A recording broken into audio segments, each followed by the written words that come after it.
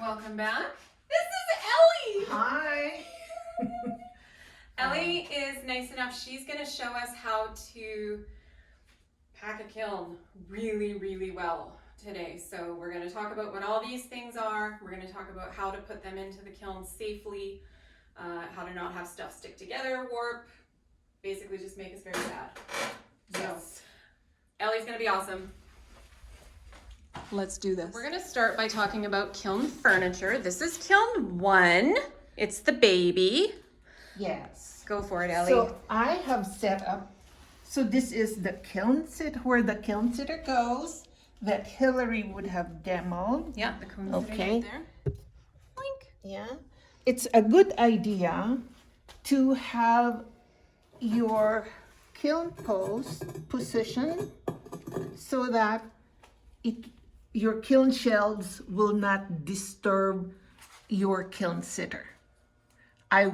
You will understand later as we go on, but as you can see, I have arranged the kiln post ready to receive the kiln shelves. And you're doing 2 of the half shelves. Yes. Okay.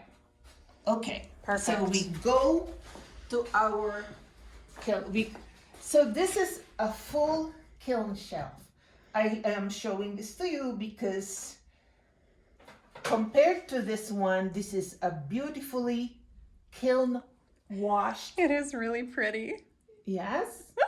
And this Is less pretty. need kiln washing. A kiln wash is made of kaolin and aluminum hydrate, which is a fire resistant. So it makes a fire resistant mixture that serves as some sort of protection for the furniture because these are expensive things, and your glazed pieces. Okay, so if ever you come here, this is where the kiln wash is. Below the bulletin board, this is the powdered one, the powdered kiln wash. We buy it as it is, but it's actually just 50% aluminum hydrate and 50% EPK. If you have to mix it, okay, mix it up to the consistency of a thick cream. Okay, so it doesn't need to be sieved because of course it doesn't need to go onto a pot. So a good we apply just the one layer, and you see how the distance from the edge here to that is about half an inch. This is our aim. Yeah, so we have to charge the brush. The brush is not happy with us just yet.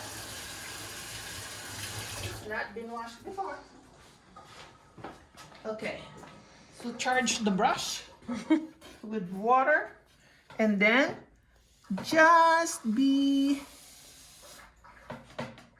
try to apply evenly.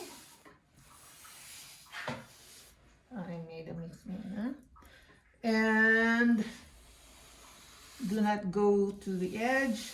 Beautiful. Make sure that it is even. So if it's not even, Ellie, what? If it is not even, I'll show you at a later part how to make it even. Okay? But for now, What might happen though if it's not even? Does it crumble and come off on your pots? Does it jump around? no, but if accidents happen, like I will show you later. Okay. Okay. So there, we have it kiln washed. It's beautiful. All right? We allow it to dry and then before using. And we wash these before putting them back there. Perfect. Okay? Kiln posts that allows us to increase the height of our stacks and create shelves to fill a kiln. Usually, what is at the bottom of the kiln is a full shelf like this. We call it full shelf. And these are half shelves. Okay, so underneath that would be kiln posts. Okay, it's a good idea to position them like this, and as we showed you in Kiln 1 earlier, this would be the location of your kiln sitter. Okay? So remember where the posts are positioned. So if I am going to stack, I will stack the shorter ones first. Yeah? The shorter ones before the tallest ones. Okay. Logically, I will not load those tall ones first, those tall pieces, before loading the shorter ones. Okay. Because then I would have a wobbly load. All right. So, for bisque kilns, usually we can nest pieces. And here is an example of nested pieces. And what is important about this example? Can you just talk us through it? Yes. The important part of that example is that this, where the weight of the pot is carried directly by this of the bottom pot. So that your fear of cracking or changing shapes would be alleviated. You would not fear cracking. Because the bases all line up. Yes, the bases all line up. Whereas with this one, this part might crack or change shape. or this bottom one would. So for example here, this has a flat bottom, as you can see. And this is the only other one that I have that might go in it, but it is not possible because usually you do not want to put pieces with a concentrated weight like this on a wide flat piece like this. Oh, okay. Okay, a better option would be to do this, or to do this and put it on top. That would be a better option. Okay.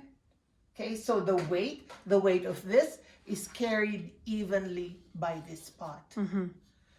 Now, another example is that if, for example, these two pieces, they do not nest, and how? If I have room to do that, then well and good. But if I wanted to fire them as a tall piece, then I would do this. Foot to foot. Yes, to foot, which is an example shown here.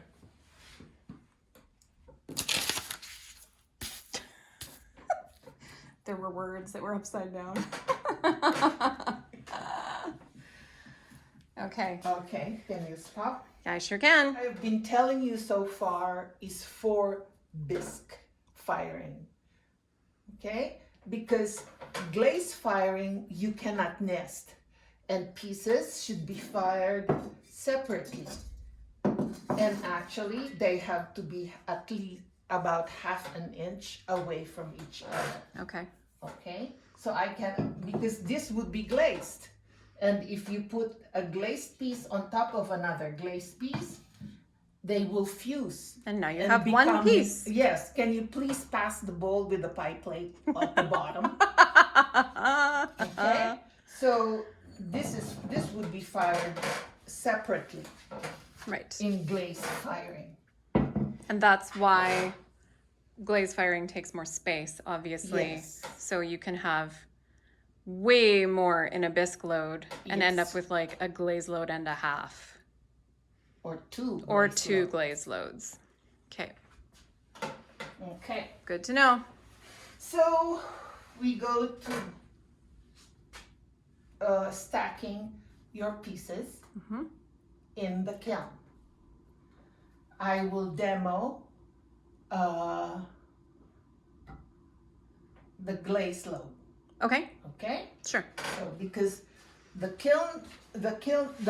bisque load, they can touch, you know, they can be like so, they can nest, but the glaze load, they cannot. It's trickier. Okay. Okay. So as first, if I am to load, for example, this, and all these, I would load this first because it is the shortest.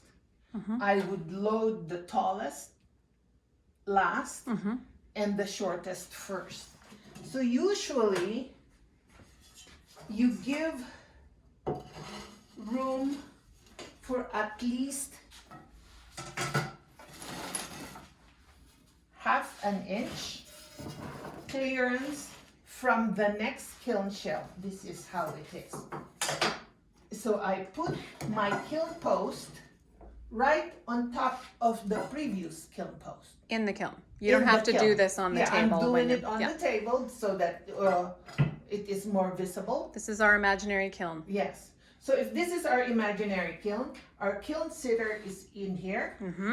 Okay. So I am positioning my post where directly over top. So that they all support each other. Yep. Okay. So I am using, and then I put my piece, and the piece should be 1 inch from the elements because the elements would be here. Okay. So then I put my next kiln shelf, for example, because I would have pieces here. So now, it is a good idea to have staggered heights, and it is when you use half shelves, the heat circulates more freely in the kiln versus using full shelves all the time. Of course, there are times when you really need full shelves because big pieces may not be accommodated in half shelves, so you use your full shelves. Okay? So my other half here, I want it to be a different height from my other half. So I choose to load these because they're of different height from the other half. And this is how I choose my other half. A taller, or at least, and this is how I choose my kiln post that would fit the pieces that I want to load. Okay? And I leave an inch clearance between the piece and the next shelf. Okay. And where did you find that ruler? The ruler is usually hanging over here. Okay. Okay. Beautiful. But you can bring your own ruler, really. Absolutely. But just in case they forget their ruler. Okay. So over here, I left this empty because I don't have a demo piece to put there. But if you have a piece to put there, please do not waste kiln space. Yeah, and fill this up. Okay. So again, I'm putting this. I usually first put my kiln post so that I know how much space I have. And I put the kiln post on top of the previous kiln post. Yep. Okay, so I put my load, 1 inch. If we're pretending that this is a glaze load, so it's 1 inch from the elements. Okay, and 1 inch from each other. Yes. 1 inch clearance from other pots. I should put another one here, but this is all we have to play with today. Yes. So so I put my next level. Okay. Now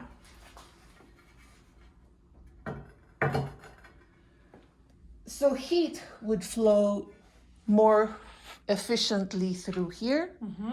My next level. Now I will do the next half. As you can see, I am increasing in height. So I want to load these. And as you can see, kiln posts graduate from 1 inch to 2 inches, 3 inches, 4 inches, which is this one. And if in between we have 1/2 inch kiln posts. All right? So if I want to load these, the 5 inch kiln post would be too short. As you can see with the ruler, because virtually no clearance. Yeah, you'd stick. So I will need the 1/2 inch. All right?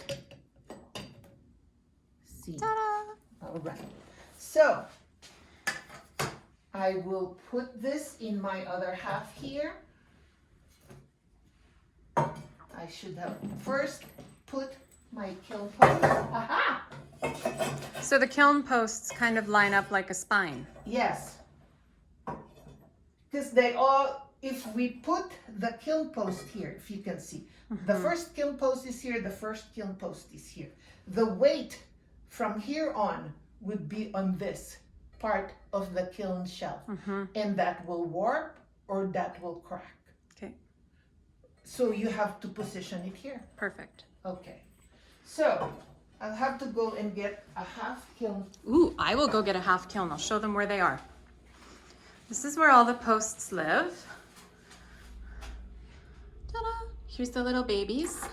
These are the little halves. A 1/2 shelf or a 1/2 post? 1/2 kiln, 1/2 post. Okay, so they're all noted on here. 1/2, 1 inch, 2 inch, 3 inch, 4, 5, 6. When you're moving them in and out of the boxes, these are fragile. They will crack and break, and just be kind to them. And after you're firing and you're putting them away, stand them up, keep them neat. The neater you leave them, the nicer it's gonna be for the next person to use them. So once again, be good people. Leave it how you would like to find it. Oh, 1/2 shelves, stack there. Full shelves, stack there. Shelves for kiln 4, because it's such a big behemoth of a thing, they stack down here. I brought the little baby. Okay. Okay. So again, as we're just pretending here, we pretend that we fill up all these spaces. So- Because we don't fire half-empty kilns. Yes. It gives us stress.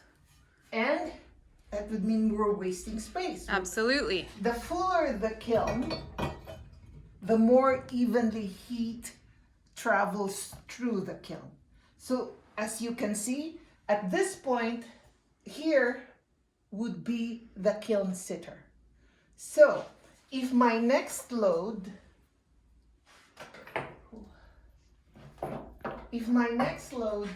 would be like so. Sorry, my God. No, that's okay.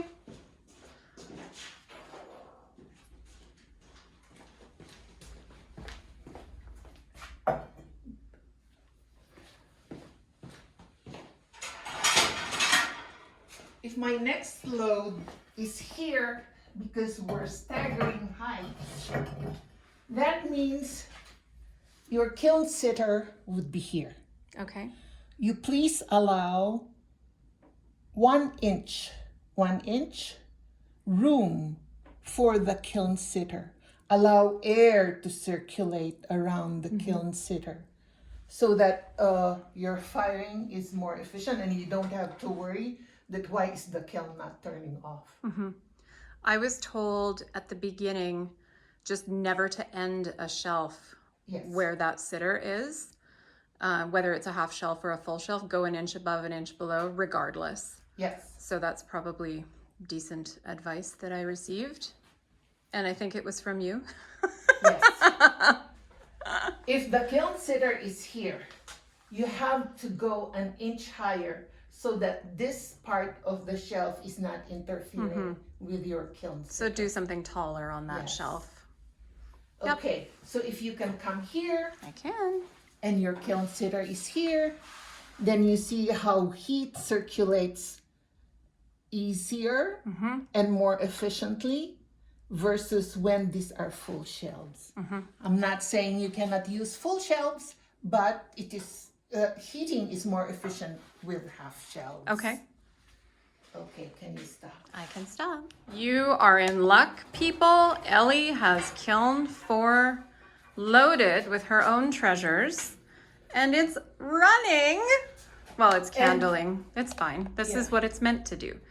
So But for example, that imaginary kiln shelf is loaded and it is here. yep. Yeah, you just consider the lid as your top shelf, and you can leave at the very least half an inch, because this would be the lid. The lid will come here, and leave half an inch clearance at the very minimum. No, And always double check it. Don't trust your Yes. eye. Roll something across it. This post is good for Kiln 4. It's usually stored in that corner. For the smaller kilns, you can actually use these little wooden sticks. We've got little dowels and pieces of stuff here. And all you do is just lay this across the top of your kiln and give it a little roll back and forth and make sure nothing touches it and nothing gets close to it. Because you'll wreck your stuff and it'll be so sad. And I will show you an example of that. Ooh, yeah, show us.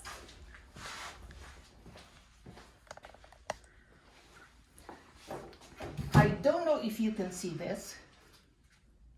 This is the underside of a kiln, shelf. Yikes. Okay, so it was positioned like this, yes, and not enough clearance was given at the bottom, Oh. and And it touched. the piece touched the bottom Yeah. and Snapped off. snapped off. And the unfortunate thing is the person who did this did not clean that up. That is very sharp. That's That very is dangerous. razor edge sharp. So when you unload, please check all these things. You want to check for glaze dripping. You want to check for little shards like this. Yes. Any sort of damage that you find, you fix as you go. And Erin had a question earlier about what if it is patchy? Yes. Yeah. So unfortunately, this must have been patchy. The kiln was patchy. Could have just retouched the bald spots, but the retouching wasn't done. And unfortunately, the glaze drip went into the bald spot. Yay. If properly kiln washed, this could be chipped off very easily. But it cannot be chipped off it has to be ground now with angle grinder. So make sure your kiln shelves are kiln washed. It is imperative that you chisel out your drips when you unload, and things like this, please be nice. This will cut some other person's fingers. Okay?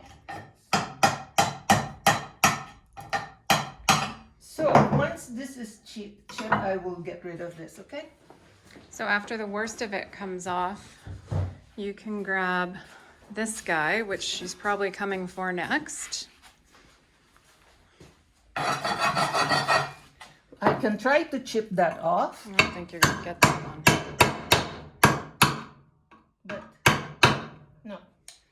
So this would have to be put aside, this shelf, and ground at a later date. And we do that once a usually- year. Yeah, we do that in August. Yeah. As a guild. As working members, I should say. And it's super fun, and you should attend because it's awesome, and you should come, and it's fun, and there's Okay. power tools. So this would be, I would say, these bald spots have to be retouched. Okay. Mhm. So just these little missing. Yes, Okay. because just not good on enough. this surface, if glaze drips on this surface, then it could be easily chipped off. Mm-hmm. If unfortunately glaze drips on this surface, the bald spots, then We're grinding. yes. Yep. All right. More kiln furniture. More furniture. Okay, we have what we call stilts. There are some pieces that, you know, you want to glaze all over. And please do not put those directly on top of the kiln shell. No. Because you will lose your piece. Don't do that. Yeah. That's a bad idea. So if it's glazed all over, people usually use stilts. So these are actually designed to be one-time use because the metal, which are high temperature wires, would warp. And in the second firing, they might break and mess up your piece. So you position, so these two, I brought two of this, so they are positioned like so. Yeah. And it just holds it up ever so slightly. Yes. And then because these are metal that are high temperature, that resist high temperature, you can just tap them off after firing. Okay. Okay. This would be another example. See?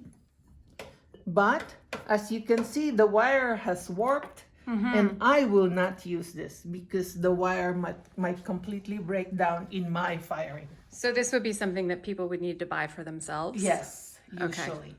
Now, these types are for low temperature firing, for stilts, and also designed to be one-time use. So what do you mean low temperature? You wouldn't use this in a Like, glaze load?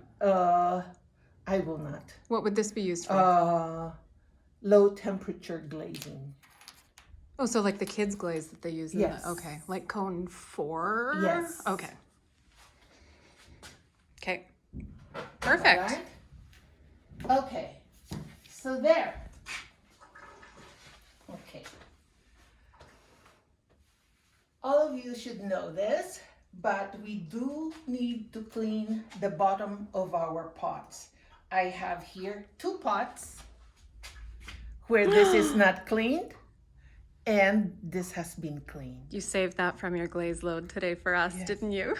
So you see, it's very easy. You glaze and then clean the bottom of your pot because you waxed it, then the waxing makes life easier. Mm-hmm. So then you can be sure you don't have a lot of cleaning to do when you unload your kiln. Right. Okay? So that is it. Okay. So that's it for kiln furniture. Hopefully you know how to load a kiln very, very efficiently now in the Ellie way. If you have any questions, I mean, your first couple of kiln loads you're gonna do with another member anyway, somebody who's done it a few times, hopefully. So, not hopefully, you have to do it with another member. Hopefully they're super experienced and can help you along. If you have any questions, just ask somebody.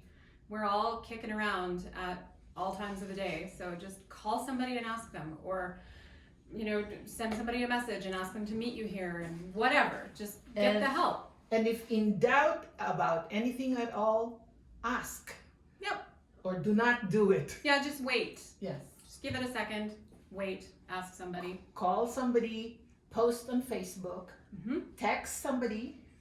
There's, yeah, the phone list. I should show you guys that.